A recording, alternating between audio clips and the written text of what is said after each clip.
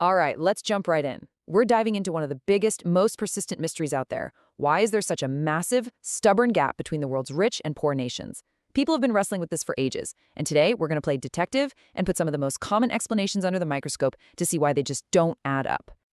So here's the question that really gets to the heart of it all. Why is our world so incredibly, so dramatically unequal? And maybe more importantly, why does that inequality seem so sticky, Why does it hang around generation after generation? I mean, just look at this divide. It's staggering. The richest countries, mostly in North America and Western Europe, have incomes per person of over $20,000. Now compare that to the poorest countries, a lot of them in sub-Saharan Africa, where it's under 2,000. We're talking a gap of more than 10 to 1. It's huge. And get this isn't some new thing. The basic layout of who's rich and who's poor has been shockingly consistent for over a century and a half. So what on earth explains this deep, long-running divide? Well, to figure it out, we've got to line up the usual suspects. First up in our lineup is a really common one, an old favorite you could say, geography. This is the idea that a country's destiny is basically written in its landscape, its climate, its very spot on the map. So the idea here, the geography hypothesis, is that tropical regions just got a raw deal. Hot climates make people lazy, or maybe more modern versions blame things like tropical diseases and bad soil for holding countries back.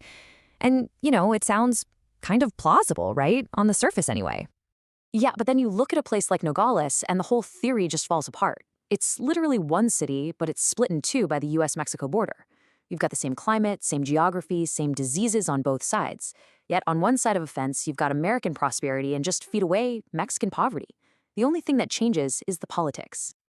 Okay, so a core part of this whole geography argument, right, is that the tropics have always been poorer than places with more temperate climates. It's presented as this sort of unbreakable rule of history. But is that really true? I mean, if we actually rewind the clock and look at history, does that idea hold up? Well, not at all. In fact, what we see is something historians call the Great Reversal of Fortune.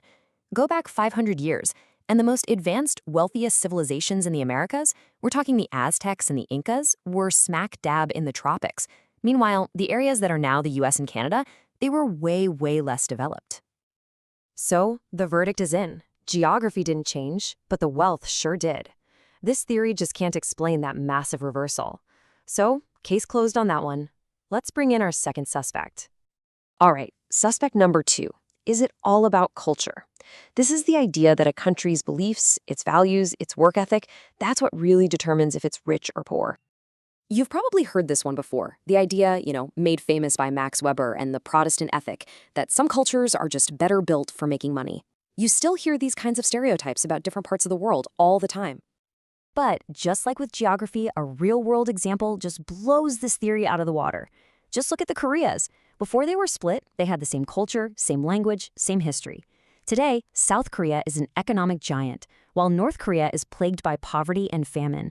The culture didn't change, the political and economic systems did. Or let's take a look at the Congo Kingdom, way back. So the Portuguese show up with all this new tech, and the Congolese, they don't want the plow. So you might think, oh, it must be their culture. They're resistant to change. But wait, they were super enthusiastic about one piece of new tech, the gun. Why? Well, it all came down to incentives. The king could make way more money selling slaves than he could from farming. So of course that's what he invested in. So what does this tell us? It shows that culture is often a result of the system, not the cause of it. Like, if you live somewhere with corrupt institutions, you're probably not going to trust people very much. That's not a cultural failing, it's a rational response. So, another theory bites the dust. This one fails too. Okay, we've got one last suspect to investigate. Let's call this one the ignorance hypothesis. And this is a really popular one, especially with economists. The thinking here is pretty simple. Poor countries are poor because their leaders just don't know any better. They're making bad choices because they have bad advice. The idea is that poverty is basically a technical problem that could be fixed if they just got it right.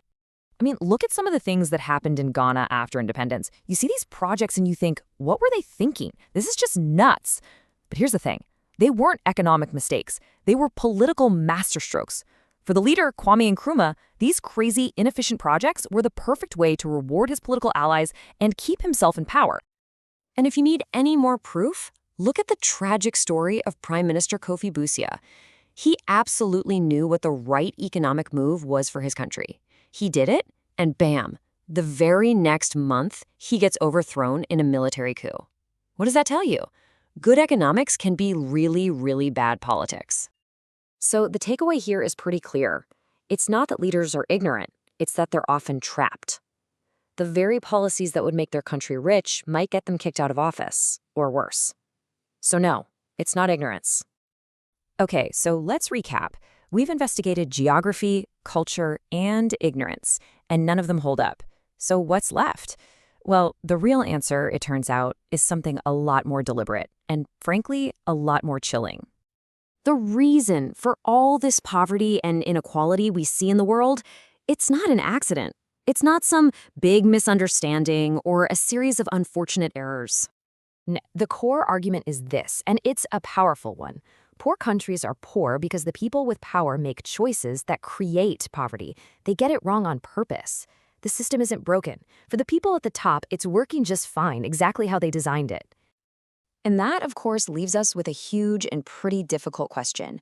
If poverty is baked into the politics of a country, if it's there by design, then what kind of political change does it really take to create prosperity for everyone? It's a heavy question and definitely something worth thinking about.